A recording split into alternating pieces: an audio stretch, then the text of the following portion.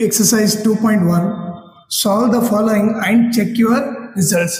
ಇಲ್ಲಿ ಏನು ಕೊಟ್ಟಿದ್ದಾನೆ, ಈಗ ಒಂದು ಈಕ್ವೇಶನ್ ಕೊಟ್ಟಿದ್ದಾನೆ, ಅದನ್ನ ಸಾಲ್ವ್ ಮಾಡಿಬಿಟ್ಟು ಆಮೇಲೆ ಚೆಕ್ ಯುವರ್ ರಿಸಲ್ಟ್ಸ್ ಅಂದರೆ ವೆರಿಫೈ ಮಾಡ್ಬೇಕು ನಾವು ಮಾಡಿರೋದು ಕರೆಕ್ಟ್ ಆಯ್ತಾ ಇಲ್ಲ ಅಂತ.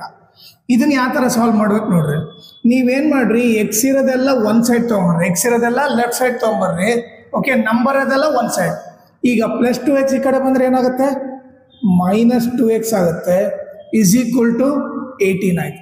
ಈಗ ಹೇಳ್ರಿ 3x ಅಲ್ಲಿ 2x ಹೋದರೆ 1x ಈಕ್ವಲ್ ಟು 18. ನಮಗೆ ಎಕ್ಸ್ ಬೇಕಂದ್ರೆ 18 ಇಂಟು 1 ಇದೆ, ಈ ಕಡೆ ಬಂದರೆ ಏನಾಗುತ್ತೆ ಡಿವೈಡ್, 18 ಡಿವೈಡ್ ಬೈ 1 ಏನಾಗುತ್ತೆ 18 ಆಗುತ್ತೆ. ಇದು ಬಂದು ಎಕ್ಸ್ ವ್ಯಾಲ್ಯೂ. ಓಕೆ, ಇದು ಕರೆಕ್ಟಾ ಇಲ್ಲ ಅಂತ ಇವಾಗ ಚೆಕ್ ಮಾಡಬೇಕು. ಯಾವ ಥರ ಅಂತ ನೋಡ್ರಿ, ಇದನ್ನ LHS ಅಂತ ಕರಿತೀವಿ, ಇದನ್ನ RHS ಅಂತ ಕರಿತೀವಿ. ಈಗ ಫಸ್ಟ್ ಏನು ಮಾಡ್ರಿ, ಟೇಕ್ LHS ತಗೊಳ್ರಿ. LHS ಏನಿದೆ 3x ಇದೆ. ಸೊ 3x ಅಂದ್ರೆ ಏನು, ಎಕ್ಸ್ ಇದ್ದಲ್ಲಿ ಏನಾಗಬೇಕು 18, 18 3 ಎಷ್ಟಾಯಿತು 54 ಆಯಿತು.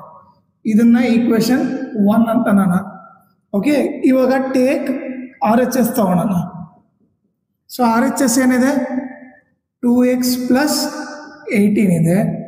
ಎಕ್ಸ್ ಇದ್ದಲ್ಲಿ ಏನು ಸಬ್ಸ್ಟಿಟ್ಯೂಟ್ ಮಾಡಬೇಕು 18 ಪ್ಲಸ್ 18, 18 2 ಜಾ 36, 36 ಪ್ಲಸ್ 18 ಬಂದ್ಬಿಟ್ಟು ಇದು ಕೂಡ 54 ಆಗುತ್ತೆ.